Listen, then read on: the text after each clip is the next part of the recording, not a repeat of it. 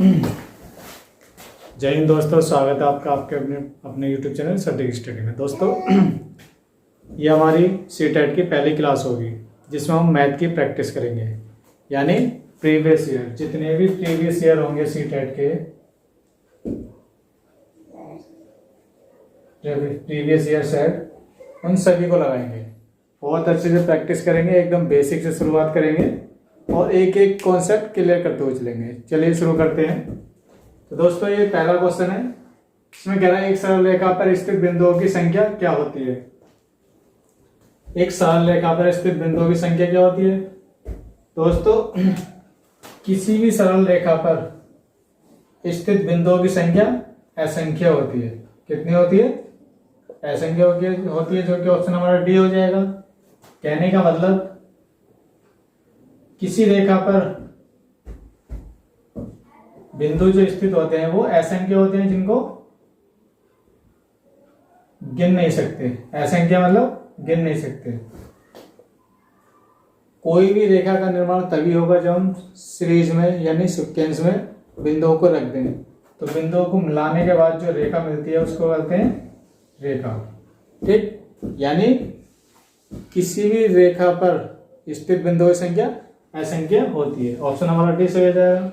चलिए next question पर आते हैं।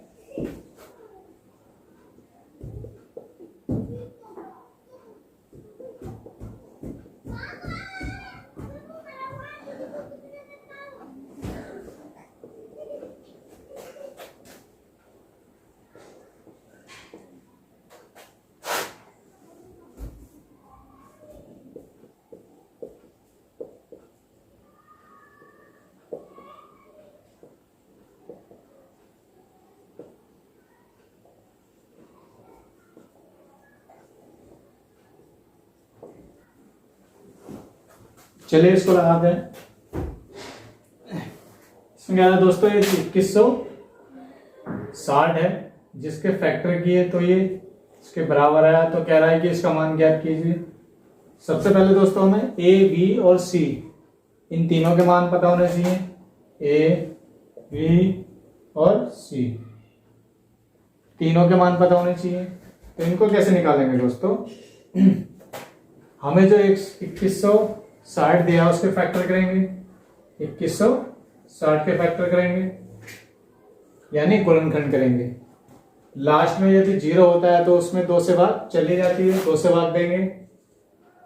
ये एक बार गई है। इसमें यदि पहली संख्या के बाद में 2 संख्याओं में अगर पहली संख्या के बाद में कहीं भी बीच में या लास्ट में 2 संख्याओं में अगर भाग देंगे तो वहां पहले हमें 0 बढ़ाना पड़ता है, तब भाग देंगे। 0 बढ़ाया, 2 8 16, 0 उतार लेंगे ऐसे, लास्ट में 0 है। फिर 2 से भाग देंगे, 2 पंजे 10, 2 चौक 8, 0। 2 से भाग चले जाएगी, 2 4, 2 7 14। फिर 2 से चले जाएगी, बचा 2 3 6, बचा 1 10 हुए, 2 पंजे 10, लास्ट में 5 है, 5 से देंगे। 5 चौक 20, 3 बचे, 5 7 35।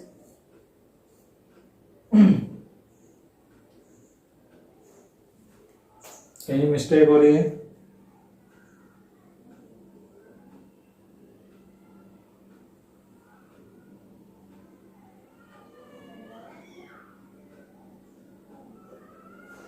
यहां दोस्तों 1 आना चाहिए। 2 से इसमें एक बार भाग गई, इसमें भाग देंगे 5 से, 5 दूनी 10, बचे 3, 35 में 5 7 35। इसमें 3 से भाग जाएगी, 3 9 27, 3 से 3 3 9, फिर 3 से 1। तो ये हमारा आया 2160 के फैक्टर आए। 2 कितने बार आया दोस्तों? 1 2 3 4, यानी 2 4 बार आया तो 2 के बाद 4 चढ़ा देंगे, गुणा 5 आया, सॉरी पहले लिखेंगे 3 आया 3 बार, 3 चढ़ा दी। 5 आया 1 बार, तो 5 के बाद 1 चढ़ा दी। और इसमें दोस्तों ये समीकरण हो जाती है। आगे जो हमें दिया है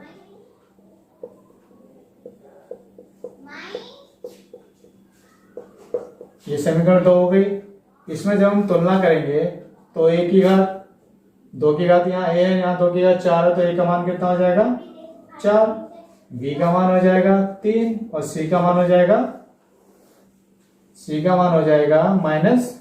-1। चलिए अब इसका मान निकालते हैं। सॉरी, यहाँ 1 है, सी है, इसका मान निकालते हैं। इसका मान निकालने के लिए ए बी सी के मान रख देंगे, मान रखेंगे। ए का मान रखेंगे 4, 2, बी का मान रखेंगे 3, 5 गुना सी का मान रखेंगे 1 -1। 3 की घात 4 ये हो जाएगा। 3 की घात 4 का मतलब है 3 को 4 बार लिखा गया है गुणा में, 3 को 4 बार लिखा गया, इनके गुणा करें। 3 3 9 9 27, 27 तिया 3 7 1 2 3 6 2 8 81, 27 तिया 81 गुणा। यहां दोस्तों इस 3 की पावर को जब हम प्लस के बनाएंगे, 3 की पावर को प्लस के बनाएंगे तो उसे बटे में रखना पड़ेगा। इसी तरह 5 की पावर को प्लस के बनाएंगे तो उसको भी बटे में रखेंगे। आगे 81 बटे 2 का घन 8 हो जाएगा, 5 था ऐसे ही, 81 बटे 8 पंजे 40, जो कि ऑप्शन हमारा बी सही हो जाएगा। तो दोस्तों ये फैक्टर करके हमने इसके आंसर निकाले हैं। बिना फैक्टर के इसको कर भी नहीं पाएंगे क्योंकि इसमें यहाँ फैक्टराइज किया गया है, यानी अभाज्य संख्याओं में उनको तोड़ा गया है। चलिए नेक्स्ट सवाल बनाते हैं।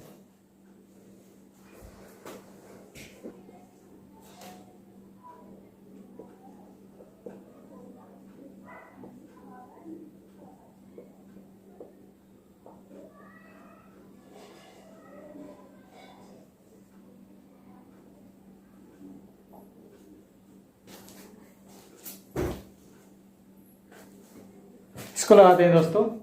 इसमें कह रहा है एक पाइथागोरस त्रिक बताइए जिसकी सबसे छोटी संख्या 8 है। सबसे छोटी संख्या 8 है। दोस्तों पाइथागोरस त्रिक मतलब ऐसी 3 संख्या है जिनकी 2 छोटी संख्याओं का वर्ग एक बड़ी संख्या के वर्ग के बराबर होता है, यानी सी जो है ए से भी बड़ा है और बी से भी बड़ा है। तो तीसरी संख्या क्या होगी? अगर तीसरी संख्या वर्ग करेंगे तो 2 छोटी संख्याओं के वर्गों के योग के बराबर होता है। और अगर यदि हम देखें तो 2 छोटी संख्याओं का योग तीसरी संख्या से ज्यादा होता है। यही कंडीशन लगती है कि 2 छोटी संख्याओं को प्लस करें और देखें कि तीसरी संख्या से ज्यादा आ रहा है या नहीं आ रहा है। अगर ज्यादा है छोटी संख्याओं का योग बड़ी संख्या से ज्यादा है तो वो संख्या पाइथागोरस त्रिक हो जाती है। अगर छोटा आ रहा है तो वो संख्या पाइथागोरस त्रिक नहीं हो पाती है। इसी तरह यदि छोटी संख्या को स्क्वायर का प्लस करेंगे और तीसरी संख्या के स्क्वायर के कंपैरिजन करेंगे तो बराबर आना चाहिए, तभी वो पाइथागोरस त्रिक हो सकती है। तो दोस्तों इस क्वेश्चन में इसने एक कंडीशन रखी है। क्या कंडीशन रखी है? कंडीशन ये है कि सबसे छोटी संख्या 8 होनी चाहिए। तो दोस्तों यदि हम इन ऑप्शन में नजर डालें तो यहाँ सबसे छोटी संख्या 6 हो रही है इस ऑप्शन में, यानी ऑप्शन डी हमारा नहीं हो सकता, रॉन्ग है ऑप्शन डी। अब आते हैं ऑप्शन ए पर। हमने बताया था 2 छोटी संख्याओं का योग, ऑप्शन ए में 2 छोटी संख्याओं का योग सबसे बड़ी संख्या से ज्यादा आना चाहिए, इनको प्लस करेंगे, ये हुए 23। कहने का मतलब ज्यादा आ रहा है, ऑप्शन ये हो सकता है, लेकिन बाद में चेक करें। पहले ऑप्शन बी को भी देख लेते हैं। ऑप्शन बी में 8 + 9 10, 8 और 9 17, यानी ऑप्शन बी भी कह रहा है। ऑप्शन बी भी हमारा सही हो गया। ए भी सही है, बी भी सही है। ऑप्शन सी पर आते हैं। ऑप्शन सी में छोटी संख्या को प्लस करेंगे और बराबर बड़ी संख्या, दोनों को जोड़ेंगे तो ये हो रहा है हमारा 72।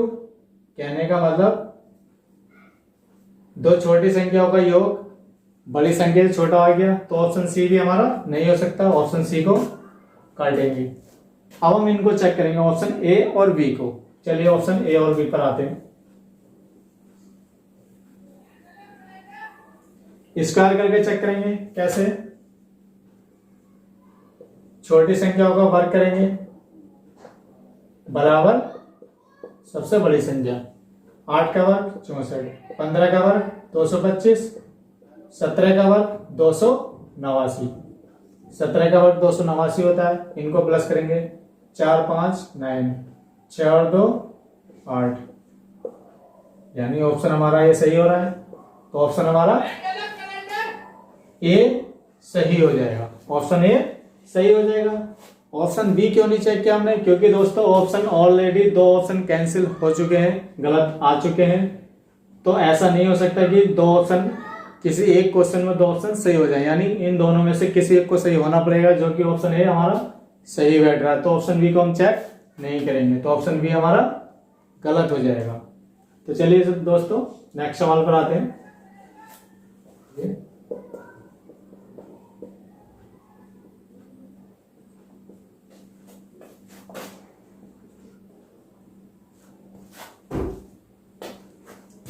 जेड का मान ज्ञात कीजिए यदि संख्या ये 9 से विभाज्य हो। दोस्तों यदि कोई संख्या 9 से विभाजित होगी, यदि कोई संख्या 9 से विभाजित होगी तो उसके अंकों का योग 9 होता है, उसके अंकों का योग 9 होता है, यानी 9 होता है। चलिए इसको चेक करते हैं। 4 1 7 जेड 8, जेड 8, इसको लगाएंगे, सभी संख्याओं का हम योग करेंगे, जितने भी संख्या उनको प्लस करेंगे। 4 + 1 + 7 + 8 प्लस जेड, जेड को भी प्लस करेंगे, सभी को प्लस करेंगे। 4 4 और 1 5, 5 7 12, 12 5 12 8 20, इनको प्लस करेंगे, फिर ये हुए 2। तो दोस्तों जेड में कितना प्लस करें कि 9 हो जाए। हम बता चुके हैं कि कोई भी संख्या यदि 9 से डिवाइड होती है, यानी 9 से उसमें भाग जाती है, तो उसके अंकों का योग यानी उसका डिजिट सम क्या होना चाहिए, 9 होना चाहिए। तो इसको 9 बनाने के लिए इसमें इन चारों ऑप्शन में से क्या प्लस करें, क्या रखें जेड का मान। यदि हम 6 रखते हैं तो 6 और 2 8 हो जाएंगे, नहीं हो सकता। 2 के साथ 7 रखें तो 9 हो जाएगा, यानी ये ऑप्शन हमारा सही हो रहा है। तो ऑप्शन हमारा बी सही हो जाएगा। अगले सवाल की ओर बढ़ते हैं।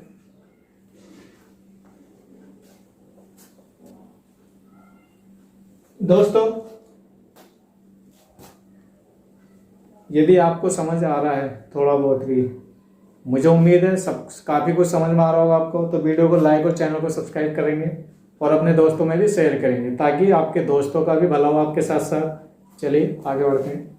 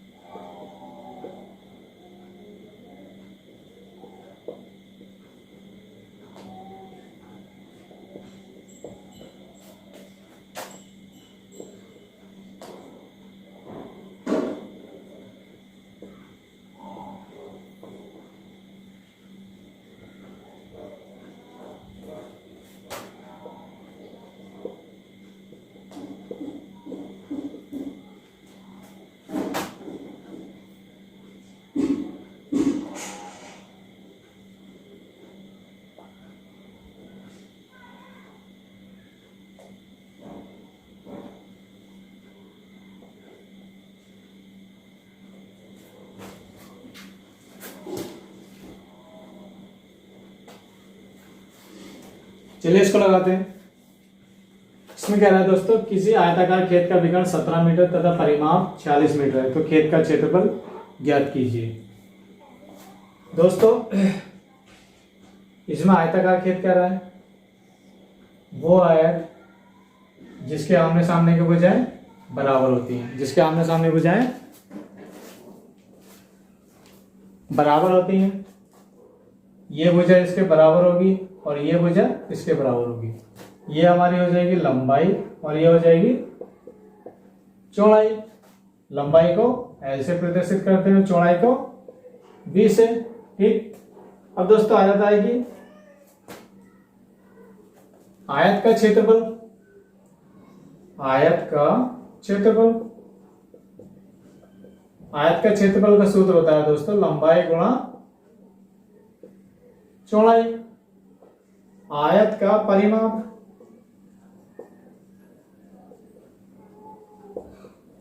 परिमाप का सूत्र होता है 2 ब्रैकेट में लंबाई प्लस चौड़ाई। ठीक, अब यहां पर ये कोई विकर्ण हो जाता है, ये कोई विकर्ण है। विकर्ण को D से प्रदर्शित करते हैं। ठीक, और क्षेत्रफल को A से प्रदर्शित करते हैं, परिमाप को P से। P for perimeter, A for area, D for diagonal. ठीक, और इसमें क्या दे रखा है दोस्तों, किसी खेत का विकर्ण 17 मीटर है और परिमाप P और ये विकर्ण यानी D 17 मीटर, ये परिमाप है 46 मीटर। तो खेत का क्षेत्रफल पूछ रहा है यानी एरिया पूछ रहा है। यदि हम इन तीनों को एक सूत्र के रूप में रिप्रेजेंट करें तो वो फॉर्मूला क्या होता, P स्क्वायर बराबर D स्क्वायर प्लस A। यहां 4 है, यहां A है, तो ये फॉर्मूला लगेगा। यहां पर ये फॉर्मूला अप्लाई होगा। यहां सभी के मान लगा देंगे। P का मान कितना है दोस्तों, P का मान हो जाएगा हमारा 46 वर्ग 4 गुणा D का मान 17 दिया है, 17 का वर्ग प्लस 8 गुणा A। 46 का वर्ग निकालेंगे तो 46 का वर्ग निकालेंगे दोस्तों 6 36 3 6 24 24 दूनी 48 6 24 24 दूनी 48 48 3 51 हासिल 5 4 16 16 और 5 21 16 5 21। तो 46 का वर्ग आया था 2116 बराबर 4 गुणा 17 का वर्ग 289 प्लस 8 गुणा A।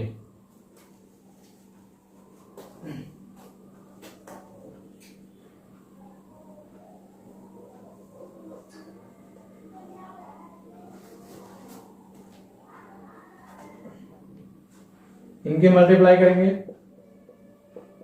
4 से करेंगे, 4 9 36 3 8 4 8 32 32 3 35 3 4 दूनी 8 8 और 3 11 प्लस 8 ये इधर आके माइनस का हो जाएगा।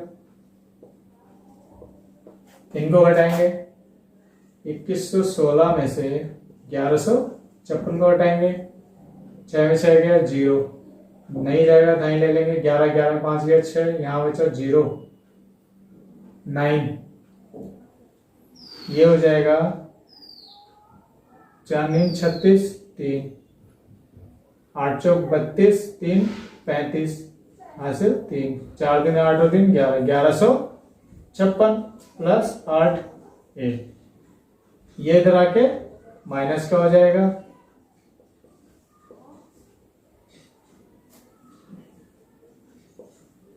इनको घटाएंगे, ये हो जाएगा 960 बराबर 8 है।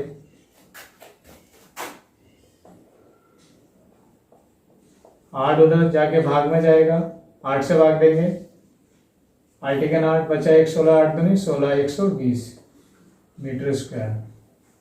यदि सारी भुजाएं मीटर में दी हैं तो एरिया भी हमारा मीटर में निकलेगा और एरिया का हमेशा स्क्वायर चढ़ाया जाता है, तो ऑप्शन हमारा ए सही हो जाएगा। चलिए नेक्स्ट सवाल पर आते हैं।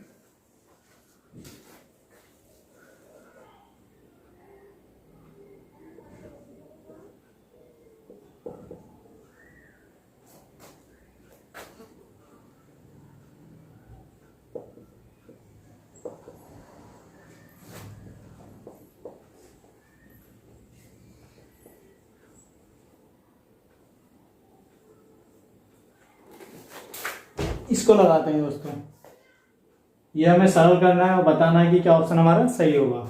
चलिए दोस्तों, यदि किसी की घात माइनस है उसको प्लस के बनाने के लिए हम उसको 1 के बटे में रखेंगे। प्लस की घात हो जाएगी, मान लीजिए 1 की घात -5 है, इस घात को प्लस के बनाएंगे तो हमें इसको 1 के बटे में रखना पड़ेगा, प्लस की बन जाएगी। इसी तरह हम यहाँ करेंगे, 2 की घात -1 है तो इसको 1 के बटे में रखेंगे, 2 की घात 1 हो जाएगी। 1 घात हटा देते हैं, लगाते नहीं क्योंकि वही मान मिलता है फिर भी। अब इस घात को प्लस के बनाएंगे तो क्या करेंगे, हम इसको भी 1 के बटे में रखेंगे, प्लस की होगी घात। नीचे वाली भिन्न जब ऊपर जाती है तो वो पलट जाती है, 2/1 हो जाएगा 2। अब इस 2 के आधार पर बताएंगे क्या ऑप्शन सही होना चाहिए। 2 अभाज्य संख्या है, बिल्कुल सही है। 2 एक अभाज्य संख्या है। सम संख्या है, बिल्कुल सही है। 2 सम संख्या भी है, 2 का गुणक है, 2 का भी गुणक है। विषम संख्या, विषम संख्या बिल्कुल नहीं है तो ऑप्शन डी हमारा गलत हो जाएगा। तो BCD ACD ABC, तो ऑप्शन हमारा 4 सही हो जाएगा।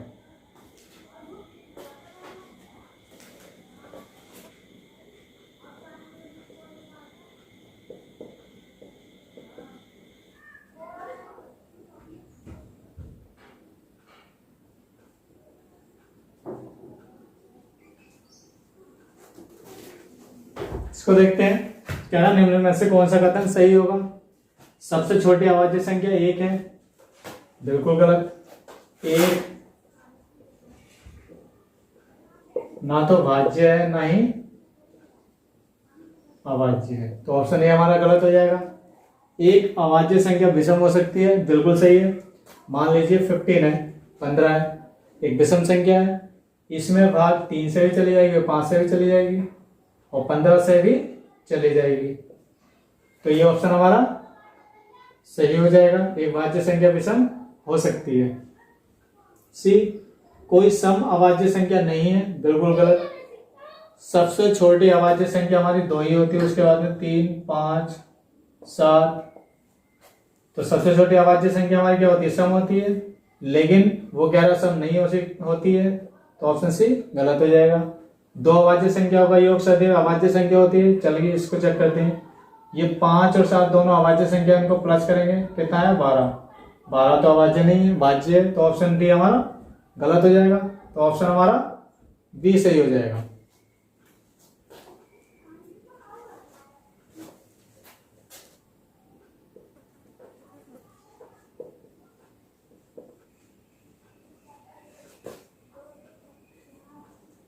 चलिए इसको लगाते हैं। इसमें क्या है दोस्तों, पास आकृति में x का मान ज्ञात कीजिए। यदि हम देखें यहां से 2 का घन ये 8 है, यानी ये 2 8 जो है 2 का घन है। 27 3 का घन है। 64 4 का घन है। उसी तरह 1 का घन क्या आएगा 1, तो ये ऑप्शन ए हमारा सही हो जाएगा।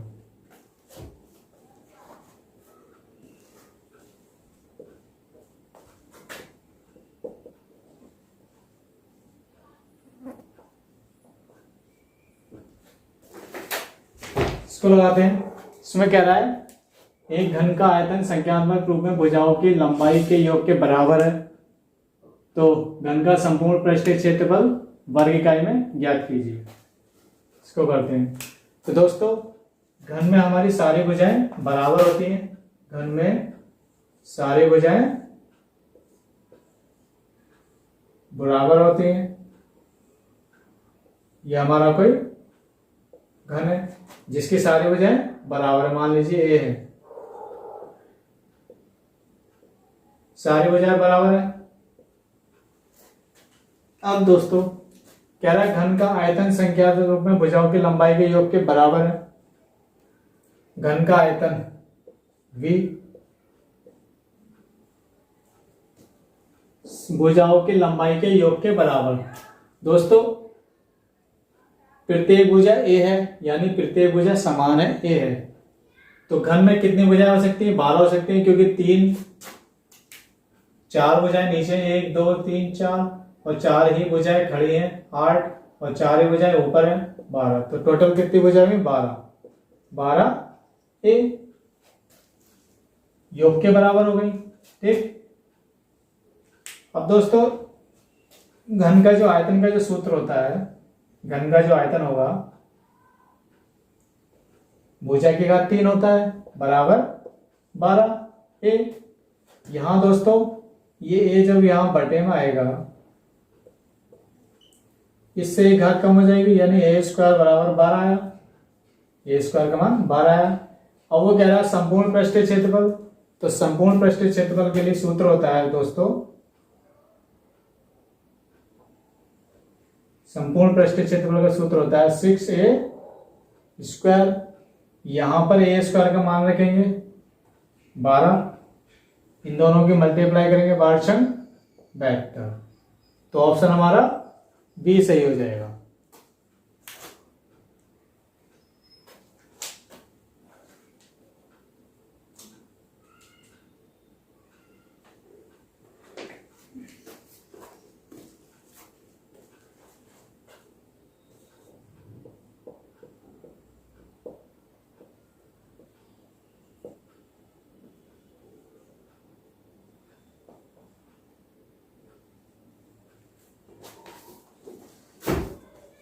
इसको लगा दें दो संख्याओं का महत्तम समापवर्तक मतलब LCHCF, लघुत्तम समापवर्तक LCM इतना है। यदि एक संख्या 48 है, मान लीजिए ये A है, तो दूसरी संख्या ज्ञात कीजिए B। तो इसका सूत्र होता है दोस्तों A गुणा B बराबर LCM गुणा HCF, ये सूत्र होता है। ए हमें दिया 48 गुणा बी निकलवा रहा है, एलसीएम हमें दिया है 432, एचसीएफ दिया है 6। दोस्तों ये 48 उधर जाएगा तो भाग में जाएगा,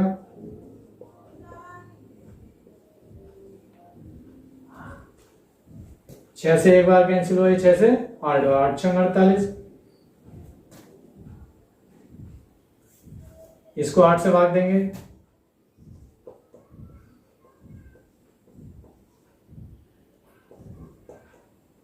ये एक बार 8 पंजे 40, 3 बचे 8 चौक 32, तो ऑप्शन हमारा हो जाएगा बी, सही हो जाएगा। तो दूसरी संख्या हो जाएगी हमारी 44। तो दोस्तों ये कुछ प्रीवियस ईयर के क्वेश्चंस थे जिनको हमें डेली लगाना होगा ताकि हमारी अच्छी प्रैक्टिस हो जाए। दोस्तों इतनी गारंटी मैं देता हूँ 30 में से 30 नंबर मैं आपको दिलवाऊंगा। ओके, यदि आप चैनल पर नए हैं तो वीडियो को लाइक और चैनल को सब्सक्राइब कर लेंगे। Thank you.